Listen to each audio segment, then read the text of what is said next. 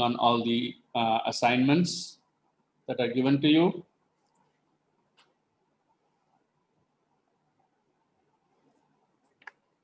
Bolo.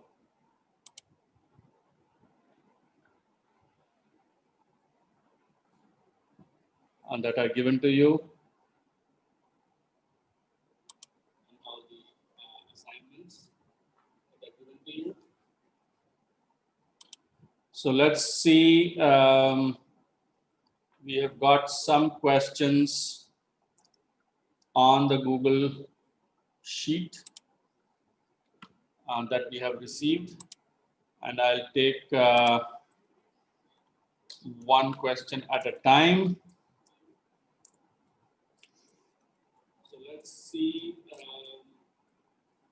have got some questions on the Google Sheet. Maybe I need to. I'll take one question at a time.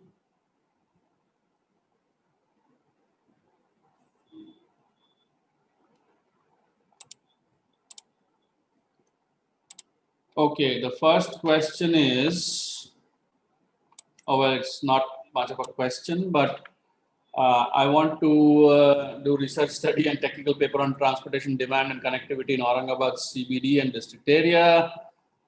What's your guidance on involvement as guide on this topic? Well, you can. Okay, the first question is you can. Oh, well, it's not much of a question, but you can contact me directly on my IIT email address, and I'll be happy to talk to you about this. So I'm going to move forward as this is not directly related to the course that is going on, but I'll be happy to help in your endeavor to take this up as a research topic. Next question is, where do I download the videos for week 8? I think these links are being constantly sent to you by our NPTEL team. So please follow the links. If you have any doubts of how to download it, please post it on the forums, and one of us, the TAs or myself, will help you with the download.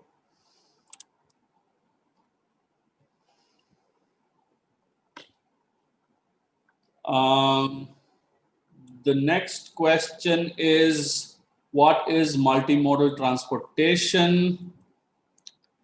Well, if you when we say multimodal transportation, what usually we want to mean is that modal means different modes. Different modes meaning the different means of travel that you use to go from point A to point B in an urban area, right? So what are the different means? You can go from point A to point B using your own two-wheeler. You can go between point A and point B using your car, using a metro, using bus, or even walk, right? So those are the different means. So in technical terms, transportation technical terms, we call it modes. So when we say multimodal, that means we are meaning multiple modes. And when we are trying to deal with this topic of multiple modes, what we mean to say is that these modes should be integrated with one another, right? We do have multiple modes that are running on our urban streets, but you hardly see that they are integrated or are coordinated well. So integrated or coordination meaning what? When we speak about integration of urban transportation modes, what we mean is that say you want to take a metro, right? And you know the schedule of the metro, right? Metro prints a schedule, and you know that this train will arrive at, say, for example, 10:30 a.m. And you know that your house is say 15 minutes away from the metro station. Now, what you don't know is what mode will you take between your home to the metro station that will allow you to get on that metro, the 10:30 metro, right? That will allow you to get on that 10:30 metro reliably. So you don't know. Some days you you walk to the metro station and make it there. Some days you walk but don't make it there. So some days you try to take an auto rickshaw. So what happens is there is no coordination between these multiple modes. So when we are talking about when we are talking about multimodal transportation, the one aspect we are talking about is coordination. So if you had a coordinated public transportation modes, then travel would be very seamless. Travel would be very easy. This coordination, there can be another type of coordination now. Another type of coordination may be you want to go from point A to point B in a city, and there is no direct bus, so you have to change two buses. Now, you know the schedule of the first bus that you have to get on, so you get on that bus, and then you get off at a stop where you have to connect to this next bus. But when you get off to that stop, you really don't know when the next bus is coming, because the schedule of the next bus may be different. Maybe it is running behind schedule. So then there is no coordination. So what that does to you is it then makes you think twice before you want to take a public transportation mode. Then you say that, well, there is so much uncertainty in travel, so let me just take my private mode, or so my two-wheeler or my car, and just drive to this place, drive or ride to that place. So if you don't have a good coordinated coordinated and integrated multimodal transportation network in your city, that leads to the use of your private vehicles. So when it leads to the use of private vehicles, and when that private vehicle demand increases, then what happens is it leads to congestion. So congestion, then you have, because you have only fixed capacity of the road, capacity meaning the width of the road or the number of lanes in the road is almost constant, because we know that all of our cities are congested. The land available for road expansion is not there much. So the capacity of the road is constrained. Now within this capacity, how many vehicles can you put in, right? If you have your own vehicle, you are transporting just yourself, one person or maybe two people at max, sometimes three. But if you have a bus which is coordinated, and two bus lines that are coordinated, then you can transport 30, 40 people at the same time. So uncoordinated multimodal or uncoordinated public transportation, not an integrated public transportation in urban areas, leads to congestion. And to avoid that, we need this multimodal urban transportation system, which considers different modes and allows you to or encourages you to use public transportation modes. The other aspect of multimodal transportation is you have to design the facilities for different modes as well, right? We have been designing our urban roads primarily to fit in motorized vehicles, right? Whenever we want to design anything, we think about motorized vehicles. We think about cars, two-wheelers. We never think about bicycles. Although in India, there are so many people who use bicycles, right? There are so many people who use bicycles, but have we ever thought of designing a bicycle lane? Not until lately.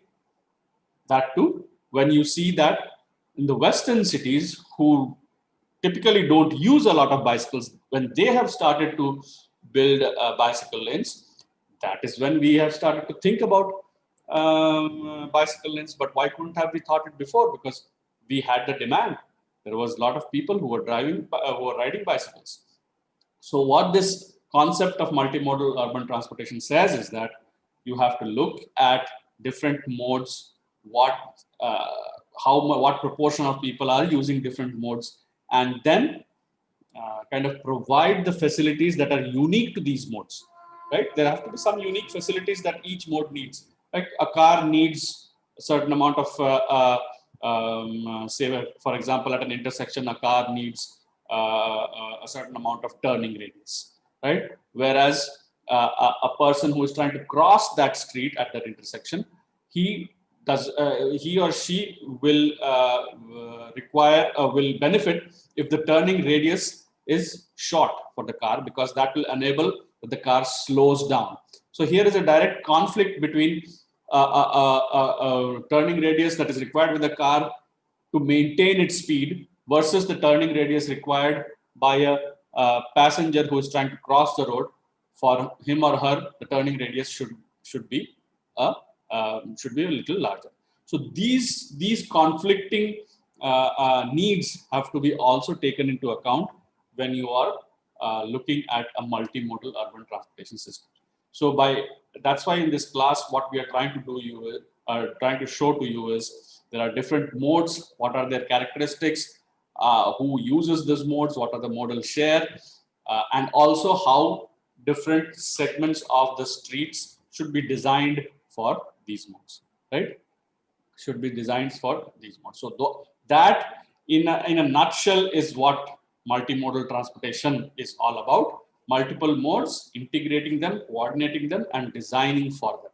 The facilities have to be designed for multiple modes, and there has to be a coordination when it comes to different modes in an urban area.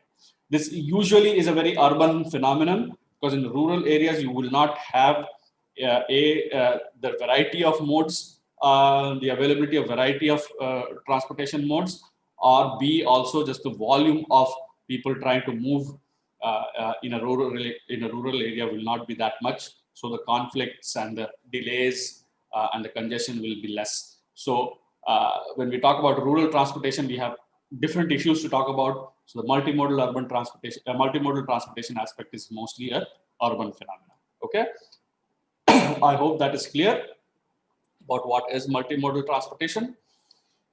If we move on to the next slide, the question is, while designing a sidewalk, why level of service C has been recommended? Guidelines has specified sidewalk widths for different land use. How these widths are decided? Well, that is a very good question.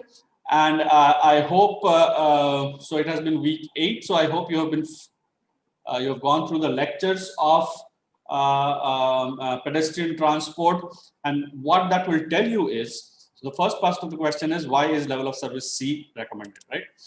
Now, you are very right at asking this question, that why not A, right? A is the best level of service, then why don't we recommend level of service A? Well, the answer to that is level of service A, the design standards that are set for level of service A can be achieved only for a certain period during the operations of any facility. For example, the level of service can be achieved. I mean, let me put it in another way. In order to sustain the level of service A, you have to put in a lot of resources. And level of service A is achieved when the facility is newly built, right? When the conditions are very good, but it deteriorates, it starts deteriorating. Now, so there have been years and years of research that has shown that even if it deteriorates to level of service C, what happens is the perception of the users does not deteriorate to such a level, and also the condition, the structural condition, or any other measure by which you are measuring, which you are looking at the condition of the facility. At level of service C, it is still at an operational condition. So the amount of resources that is needed, resources meaning essentially money. So the amount of money that is needed to maintain it at a level of service C is obviously less than the amount of money that will be needed to maintain it at a level of service A. And secondly, at a level of service C, you won't see a drastic drop in the demand of the facility, right? So suddenly, if you see a lot of drop in the demand of the facility, then you have to improve the quality in order to bring back those people to that sidewalk, for example, here. But the drop in the demand is not so drastic. And secondly, the amount of money required to maintain it and operate it at level of service C is always viable, is very viable. Because as you know, funds are always very less. So in order to prioritize which infrastructure, which piece of infrastructure you have to maintain and operate, there is always a tug of war almost going on. Okay, you give me money for this. No, I want money for that. So in all, so this is not a phenomenon only for sidewalks, even for when we look at level of service of motorized vehicles, the recommended level of service is always the middle one, the level of service C, because that is the optimal level of service. Optimal meaning you still have enough demand, you still have enough flow, and you require only a fraction of the money that is needed to maintain it, maintain the quality of that facility. So looking at all of these criteria, looking at all of these different ways, the experts or the field experts in collaboration with the technical experts have said that, okay, we will set this level of service in such a manner that it falls in the middle of the scale. Nobody is too upset. So in general talk, what we say is nobody is too upset. Neither the user is too upset with the quality, neither the operator is too upset the amount of money that is required to maintain it. So both of them are kind of optimized or at an optimal level, at a level of service C, and everybody looks to maintain that at a level of service C.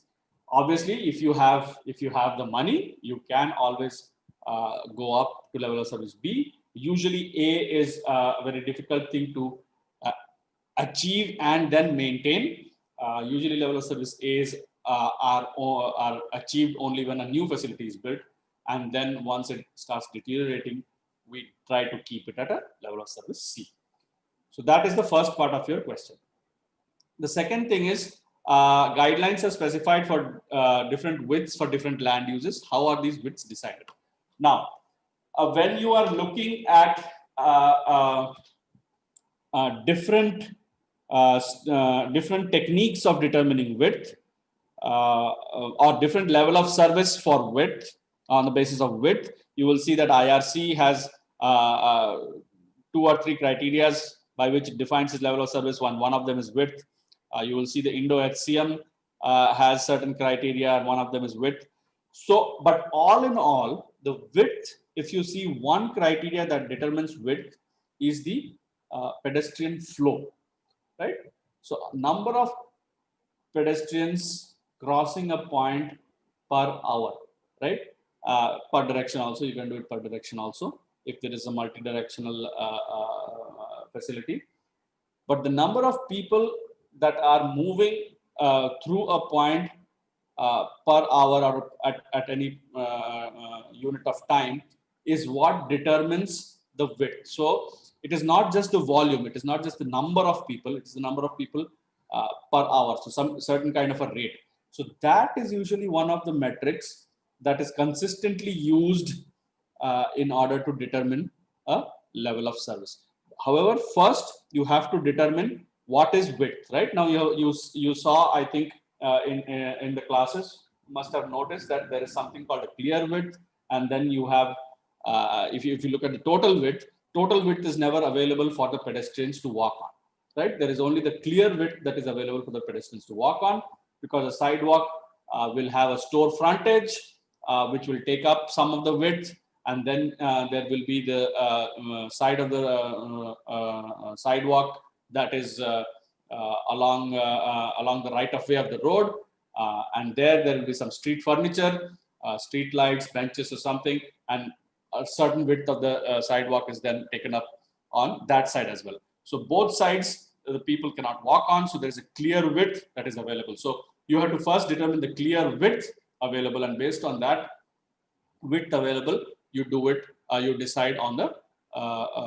you look at the flow, you see that, okay, this much volume of people are moving per hour or per minute or whatever it is, and determine and then see, okay, what is level of service C?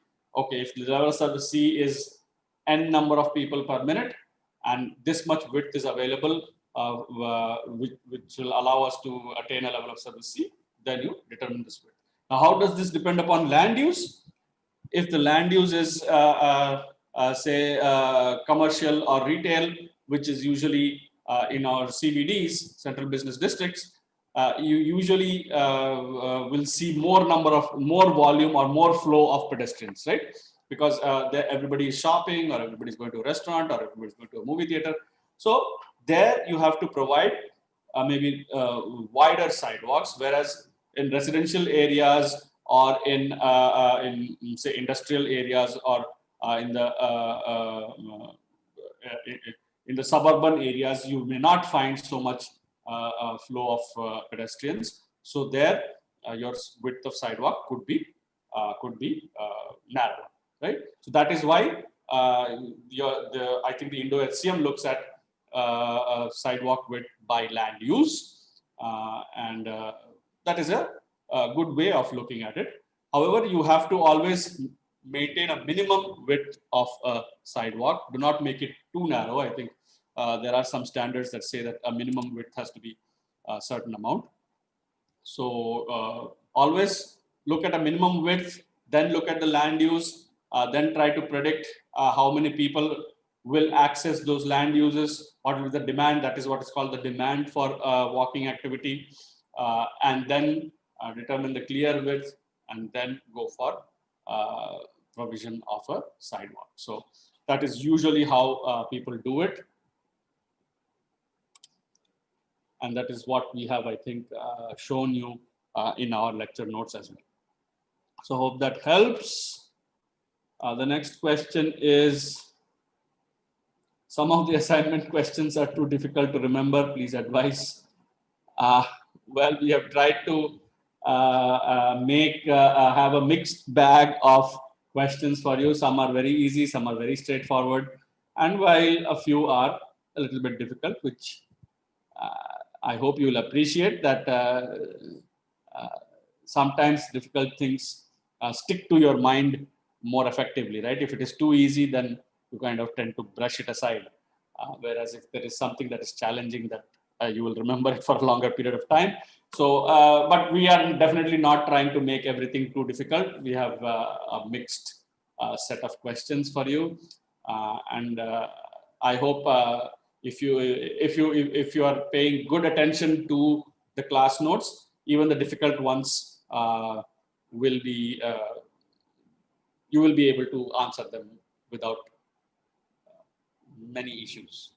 But try to answer some difficult ones also. No harm in it.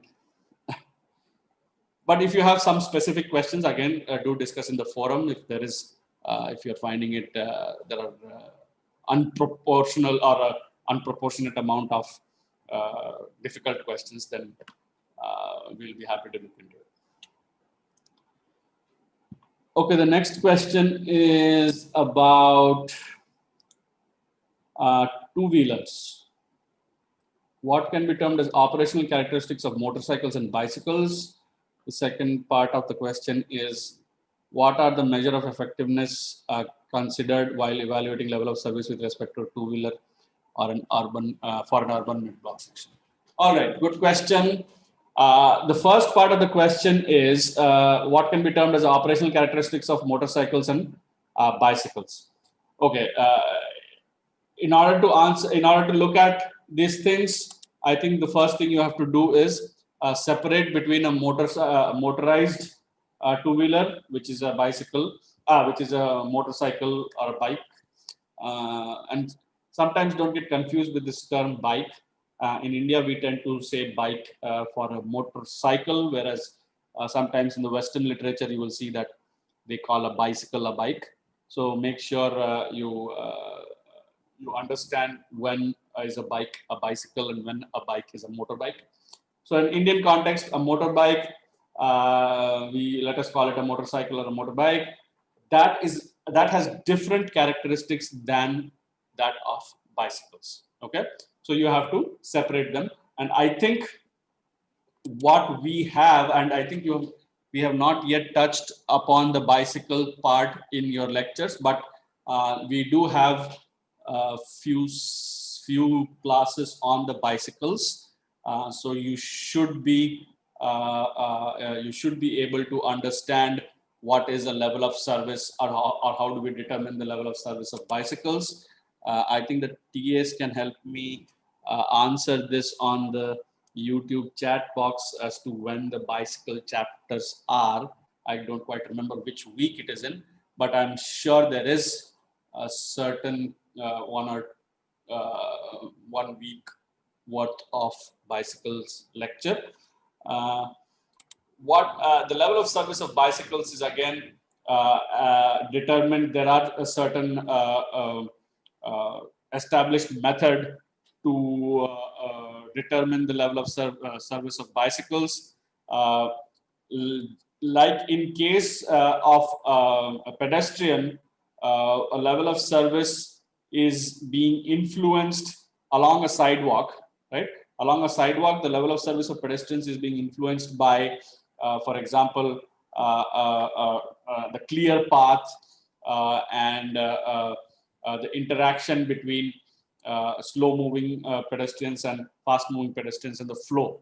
In the same way, for bicycles, there are different facilities for which there are different level of service calculations. So if a bicycle is being ridden on the right of way itself, so on the pavement itself, then the level of service calculations takes into part the bicycle's interaction with the motorized traffic, right? Because you are now intermingling.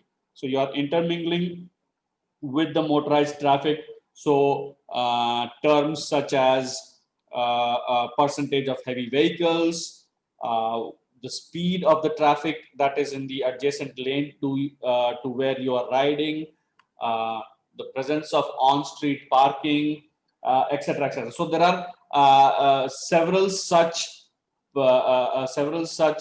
factors that go into the calculation of the level of service of a bicycle if the facility is on the pavement itself. So it's on-road bicycle facilities. For example, the bicycle lanes that you might have seen worldwide and in a couple of cities in India also, which are painted on the road. The diamond sign pavement markers on the road tells you that that's a bicycle lane. So that for the level of service of that lane, there are several motorized characteristics that also comes into play. Whereas if there are bicycle lanes that are off-street bicycle lanes, right? If they are off-street bicycle lanes, so they are not interacting with the motorized traffic, but they are just purely bicycles. Then you see there are different factors. Then the factors becomes what is the speed of the different bicyclists, the overtaking ability of a fast-moving bicycle, right? Now, if there are two bicycles that are going, that are one behind the other, the bicycle who is trying to go fast has to overtake the bicycle in front of him or her. So whether that maneuver is possible, whether the width of the bicycle lane is enough for that bicycle to cross over or overtake this bicycle plays an important role. So you will see in that case, the level of service is determined by such factors. In that case, there is no interaction with the motorized traffic. So all of those factors changes. Similarly, then you can see various other things. If it's a mixed path, so for example, it's a bicycle and a pedestrian path. So some of the cities have that, which is a wider path where you can bicycles can also ride and pedestrians can also walk on. In that case, the interaction between bicycle and pedestrians factors come into play. Slow-moving pedestrians are often irritation factor for the bicyclists, and they slow down because of these pedestrians, and then as they slow down, their level of service falls. So that is kind of some of the operational characteristics of bicycles. But when you're talking about motorcycles, this is a very, very interesting area of research that is ongoing in many of the Indian cities and also countries of South Asia and Southeast Asia, because motorcycles are driven or ridden mostly in this part of the world, in the Western world, because of the cold climate and other reasons. Motorcycles are not very prevalent, but motorcycles are very prevalent here. And so the question is very good, that are there any level of service criteria for motorcycles? Straight away the answer is there are no established level of service rules. There are no established level of service rules for two-wheelers when it comes to urban roads. However, I can tell you that the research that is going on is trying to consider looking at two-wheelers from the point of view of space availability on an urban street.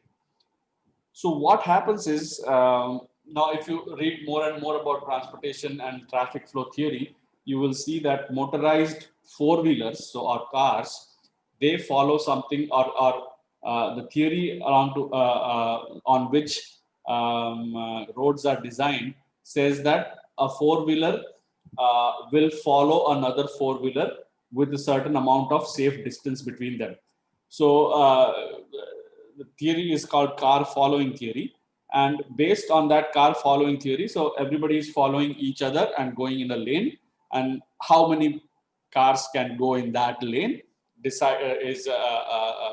that decides the capacity of that lane. And then if you have multiple lanes, so you add up those multiple lanes and you decide the capacity of that roadway facility.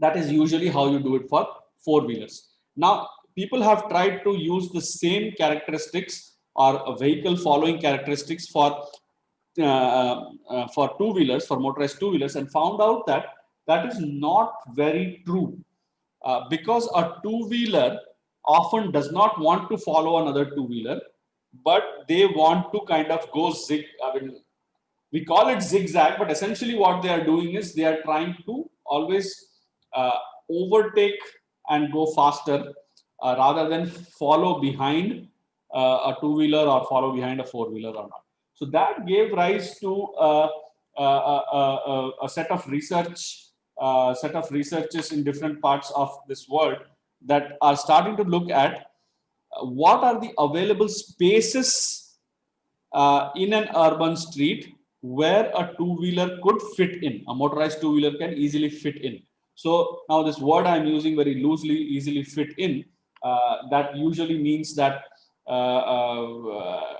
is there enough gap available in traffic where a two-wheeler can safely maneuver himself or herself and cross and overtake a vehicle in front of them. So this safe maneuvering, people are looking at it from the point of space availability, because wherever there is a space available, the two-wheeler can kind of fit in. So this way the research is progressing, and there are no metrics yet to determine the level of service of, or established methods yet to determine the level of service of motorized two-wheelers. And maybe it looks like this question is from a student, and maybe you can work in this area in order to develop something like this in the near future. All right. So that is the answer. That is my answer to your question. Okay. What is multimodal urban transportation system means? So that is the next question, and I think I just answered it. Oh, it's from the same person.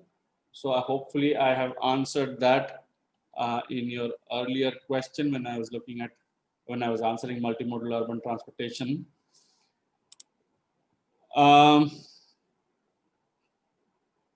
Okay, the class TA tells me that the bicycle level of service is in week 8, which is now published. So you should be able to look at the bicycle level of service slides and understand how they are calculated. So those are only the questions that we have received in our in the Google Sheet.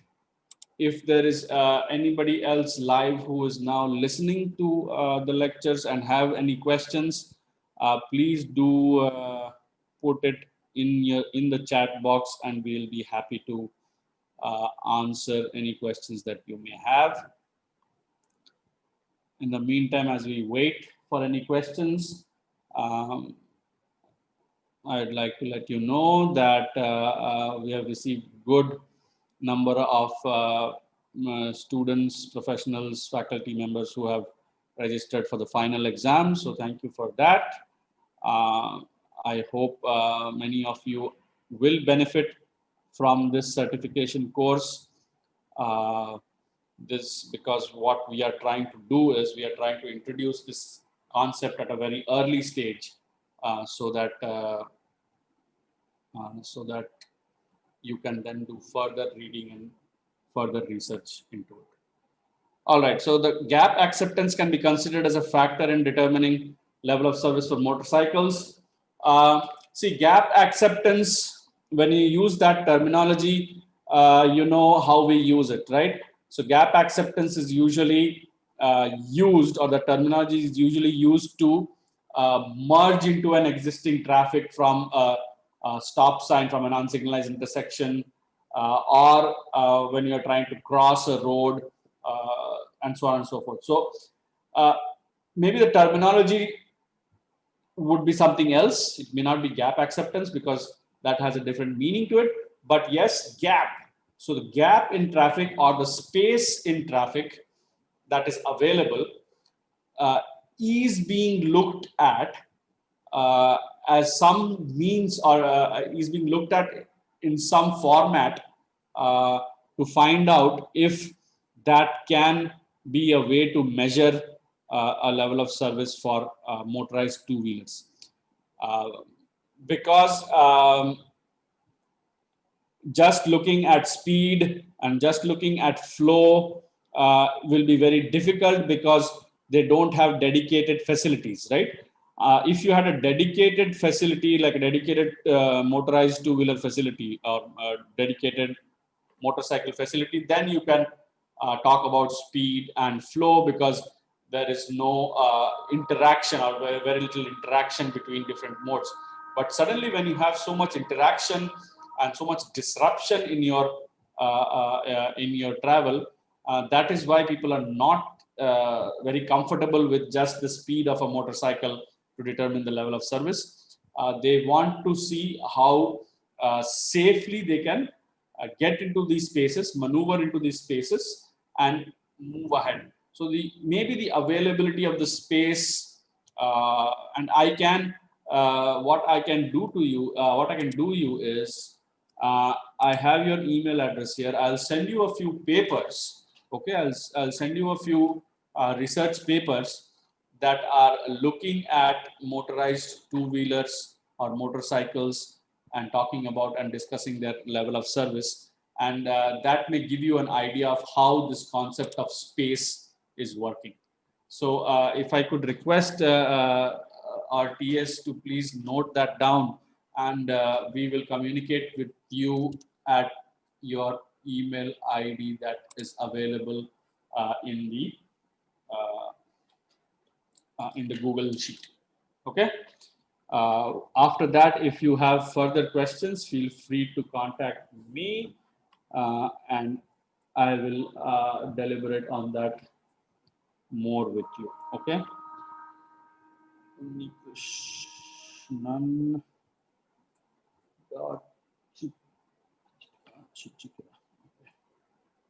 Okay, I've got your email address written down and Gmail. Okay, good question.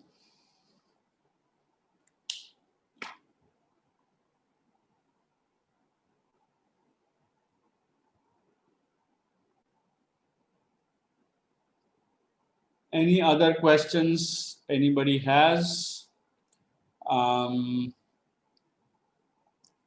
You can ask generic questions also. You can ask questions about the way the lecture materials have been prepared? Do you think they are it's easy to understand, easy to follow? If there are any such feedback, I'm sure you guys are giving feedbacks on every week's lectures, so we will be looking at, or we will be looking at them once we receive them. But if there are any questions on the formats of the lectures or anything like that, you can go ahead and ask them now, or even regular questions about the material itself.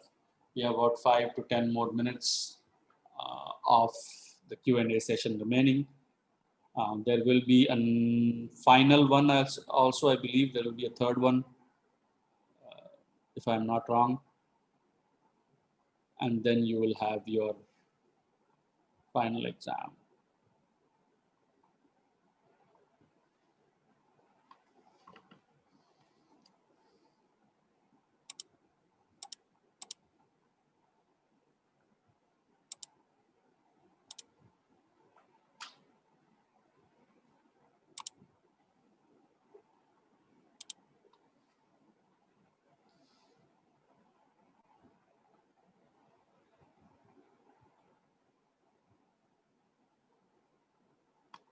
Okay, yes, there will be a third session.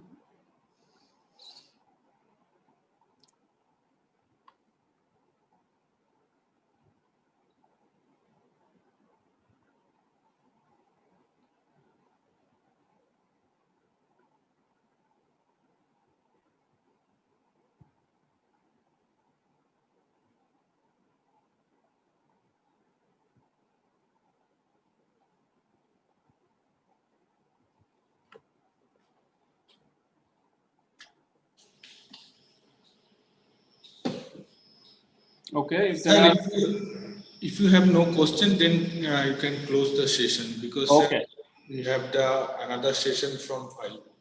okay, sure. So as there are no more questions, I think I'd like to thank all of you for taking the class and doing all the assignments on time and taking interest in the class.